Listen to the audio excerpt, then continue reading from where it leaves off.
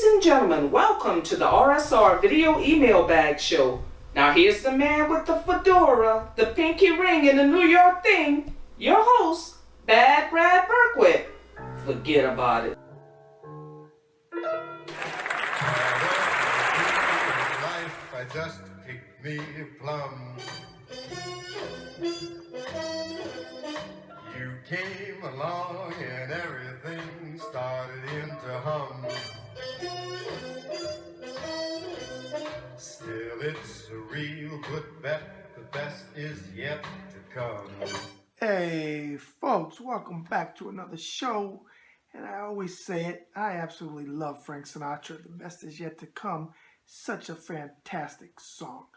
Alright folks, it's kind of late here in Tulsa, Oklahoma. The weather's been up and down and over and out.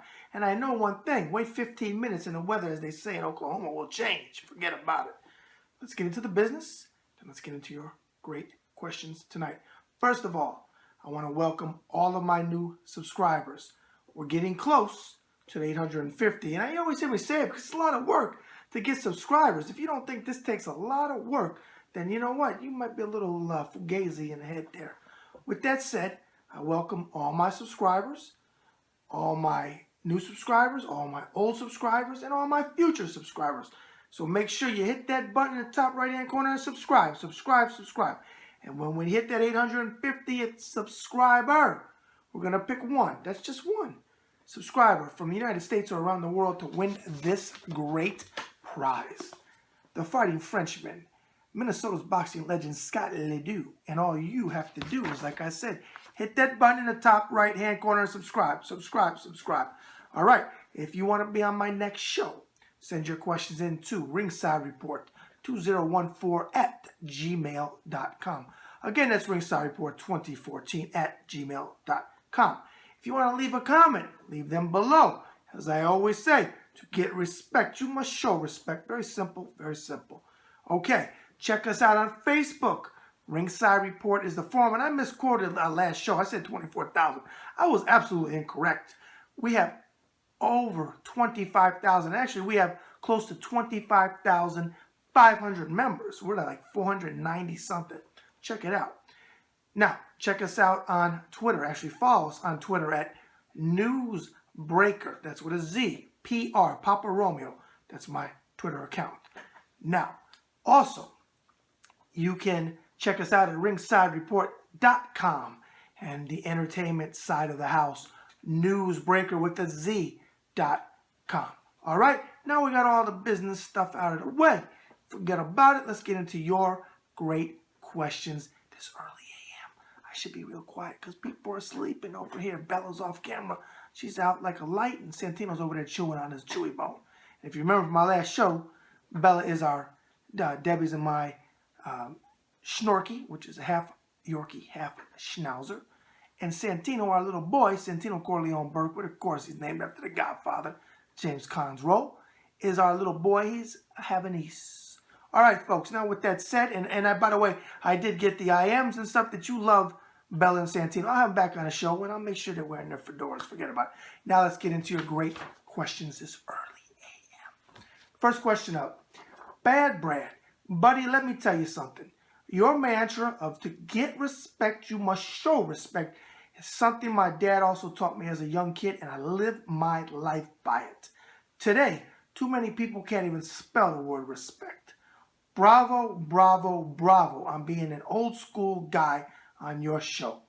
I wanted to ask you, if Riddick Bowe were around today, how do you think he would fare with this very weak heavyweight division? Well, that's a good question. Eduardo T. from Ponce, Puerto Rico. Hey, Eduardo T., welcome to the show. It's a new name. From Ponce, Puerto Rico. I almost went there when I was stationed in Cuba back in '95. And I've told that story before on my show, but I decided to go back home to my family and give up it was a business trip. It would have been business slash fun because we got a couple of days off to see the island of Puerto Rico. Anyways, with that said, that's a damn good question everyone asked there for. Here's how I feel about Riddick Bowe, and I actually talked about him before on my show. Riddick Bowe never lived up to his potential. Okay, he was lazy with his training. He wasn't the sharpest here with his entourage, and his mental was not the strongest. That's fact. Okay, even Riddick, if you're watching the show, you can dispute me if you want. But you didn't train, pal. And I was there. I lived there. I used to be around Riddick Bowe. I used to see what he did, stuff that he did. But with that said, if the Riddick Bowe, who I believe it was November of 92, but it was definitely 92, that fought Evander Holyfield when Holyfield was the heavyweight champion, and Bowe beat him that night. He dropped him and they had that great round. If Bowe could have been like that throughout his career, first of all, he would have went a lot longer as heavyweight champion. Two weak title defenses, shot Michael Dokes, and a way past his prime Jesse Ferguson, who was a journeyman at best. And then he fights the infamous Fan Man fight. He fights Holyfield again, and he loses the title. If that Riddick Bowe the first time with Holyfield was around today, he'd wipe out the division, including Anthony Joshua, who I'm very high on. Riddick Bowe beats them all. He would reign supreme. He'd beat the Klitschko's. He'd beat them all of them. But that version, don't misquote me, that version on that night against Evander Holyfield, only in the first fight, throw away the rest of his career, I wasn't impressed, okay? That night, he rules the heavyweight division today for a long time. Riddick Bowe can only blame Riddick Bowe because he was his own worst enemy. And one of his biggest problems was his doggone fucking, I said it, entourage, because I can't stand entourages. Everybody, he'd come into, I recruited for the Navy, 99 and 2001. He'd come in the recruiting office with 10 people deep, and everybody was his uncle. How many uncles you going to have? Forget about it. So that's how I feel. One night, Evander Holyfield, Riddick Bowe, the first fight, I want to say November 92, but definitely 92. That version rules the heavyweight division today, including Anthony Joshua. He knocks out Deontay Wilder. Luis Ortiz, he puts to sleep, and the rest of them forget about it. All right, Eduardo T, there's the answer to your question, pal. And a damn good question at that. Next up, Bad Brad. Thanks for turning me on to your Facebook forum. To be able to speak with legends from the sport is a dream come true. The other day, I saw you posted a video from the RSR Video Email Bag Show, and I have to tell you, it was refreshing to see someone who no doubt knows the sport, but is unbiased and calls it the way it is, which so many feel, but for whatever reason, stay silent. I wanted to get your take on this age-old adage that boxing is dead. I think it is not what it once was, but it will never die. Signed, Carl B. from Dallas, Texas. Oh, everything is bigger in Texas. Carl B., welcome to the show, pal.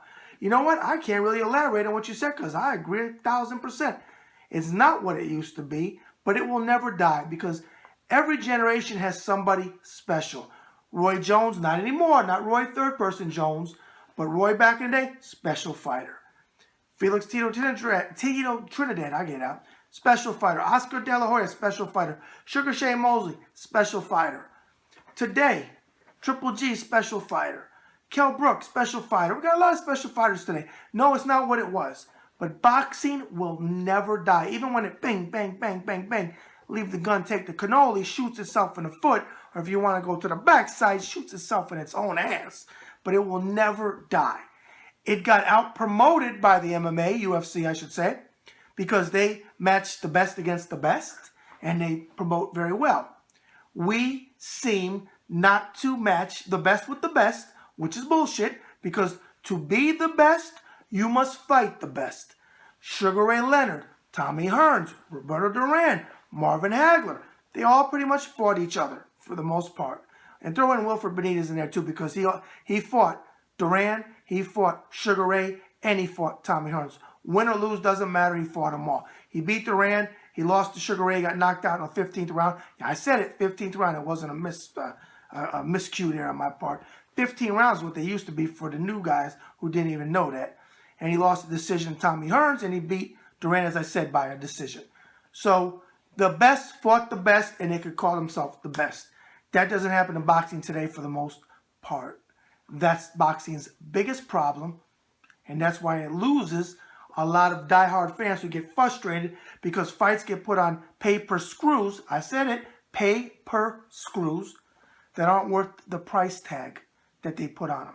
But boxing will never die, pal. Never. It's always going to be around. At one time, it was the biggest sport in the world when you had people like Joe Louis, Marciano, Ali, then Cassius Clay, and so on and so on. Great question. Been asked that many times, especially when I used to do TV back in Virginia. They always would, every other show would bring up that question. Okay?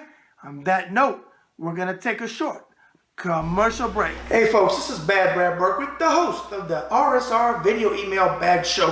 Forget about it. And I want to talk to you about an exciting opportunity to advertise or sponsor on my show. If you're interested, send serious business inquiries to Ringside Report 2014 at gmail.com. Again, that's Ringside Report 2014 at gmail.com. Forget about it. Excuse me? What? Aren't we supposed to be doing a shoot for your book ad? Yeah, but I'm reading right now. I'm reading an interview in my book with James Quick Tillis, and I tell you what, I didn't realize I did a heck of an interview. And I guess we do need to do this book ad. Yeah. Hey folks, here's the book, Boxing Interviews of a Lifetime, by the man with the fedora, the pinky ring, and the New York thing.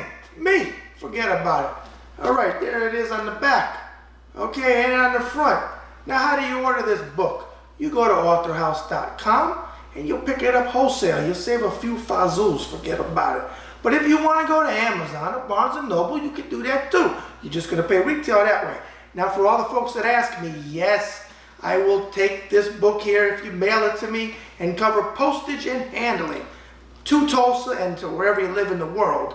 I will personally autograph your book. Again, Boxing Interviews of a Lifetime by the man with the fedora, the pinky ring, and the New York thing. Forget about it. Bad Brad out. All right, folks, we're now back.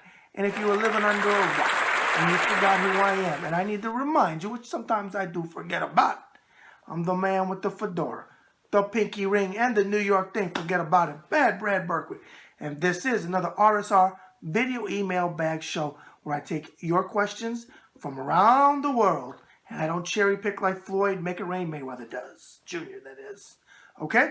Now, once again, please subscribe to the channel. And I appreciate each and every one of you. Hit that button and subscribe. Subscribe. Subscribe. If you want to send in a question, Ringside Report 2014 at gmail.com. Again, Ringside Report 2014 at gmail.com. Follow the bouncing ball. All right, folks. Let's get into the remainder of your questions. This early a.m. Why am I saying that? I was already up here. Like Dean Martin said, what am I yelling for? I already got the job. All right, up next. Bad Brad, I couldn't agree with you more when you said no way Mike Tyson is coming back like you said on your last show. I also noticed you said the Alvarez versus Chavez Jr. fight is a joke because Jr. is shot. Besides for GGG, who else is a good fight out there for Canelo Alvarez? Signed Gabriel T. from Scarsdale, New York. Oh, my old stomping grounds. Gabriel T. You must have a lot of fazools, pal, because Scarsdale, New York, forget about it. That's a very, very wealthy area. All right. Now, with that said, who else can Canelo fight? What are some other good fights out there for him? Of course, GGG is the best one. But you got the Charlo brothers. He could fight the twins. He can fight them. I would say Kell Brook, but Kell Brook is at welterweight now. So the Charlo brothers, that's a nice fight. GGG. You know, really outside of that, you can say Danny Jacobs. You know what? I'm gonna throw in Danny Jacobs. He deserves another big fight. He did good against Canelo. Against Triple G. I had him losing by 1 point, but he deserves another good shot, another money fight. Fazools. They didn't do squat. Him and GGG on pay-per-view, like 190,000 pay-per-view buys. Forget about it. So Jacobs is another one. All right. Here's the answer to your question. Last question of the night is, Bad Brad, I just found out about Earl Spence Jr. and watch his fights on YouTube. I like what I see from the kid. With that said, I see he's facing Kell Brook for his IBF welterweight title in May. How do you see that fight going? Tony L. from Miami, Florida. Hey, Miami, Florida. Say hello to a little sunshine. Okay. Well, Tony L., welcome to the show, pal. That's a good question. I'm actually very high on Earl Spence Jr. I think he's a very talented guy. I'm going to say this. I see this fight going two ways. Kell Brook giving him a complete boxing lesson, because Kell Brook is he's no fugazi. He's a damn good fighter. Okay? Very skilled. and he gave Triple G fits for a couple rounds till he got his eye socket or whatever broken. I see Kell Brook possibly teaching this guy a boxing lesson and sending him back. Kind of like, here, I'll give you a comparison. Because Earl Spence is still young and he hasn't fought the best opposition. I think his best fight was against Chris Algieri, which he won. Decent win, but come on. Chris Algieri looked horrible against Manny Pacquiao. And I forget who else he looked horrible against. But here's what I'm going to compare it to. Alexis Arguello versus Ray Boom Boom Mancini. Alexis was the champion. And now he was a much longer champion than Kell Brook, and I'm not saying they're equal fighters, because Alexis is a much better fighter than Kell Brook will ever be. But still, Alexis Arguello versus Ray Boom Boom Mancini. The kid coming up and a champion. Brook may give him, Spence, even though I said I think Brook is going to give him a boxing lesson, he may give him fits, and Mancini gave Alexis Arguello fits. And that was a close fight. But in the end, what happened? Alexis stopped him, I think, in the 13th round it was? I think it was. He knocked Mancini out. But I see it, maybe some fits. But honestly, I think Kell Brook gives him a boxing lesson, but possibly fits. Or, let's go to the complete other side. Earl Spence Jr. lands one of his big shots, and it's good night, Irene. And he knocks Kell Brook out. Prediction. You know something? I'm going to go on record, and I'm going to say Earl Spence Jr. is going to take Kell Brook out somewhere between the first and 8th round. I'm going to say by the 8th round instead of saying the first and 8th. Somewhere up until the 8th round, somewhere in one of those rounds, Kell Brook is going to get knocked out by Earl Spence Jr. That's my final pick. Tony L. from Miami, Florida. All right, folks, one more time. Make sure you subscribe by hitting that button in the right-hand corner. Subscribe, subscribe, subscribe. And I appreciate each and every one of you that do, and each and every one of you that spreads the word. All right, as we always say, it's another RSR video email bag show in the can. And as Frank Sinatra sang so eloquently, so long ago, the best is yet to come. Bad Brad out.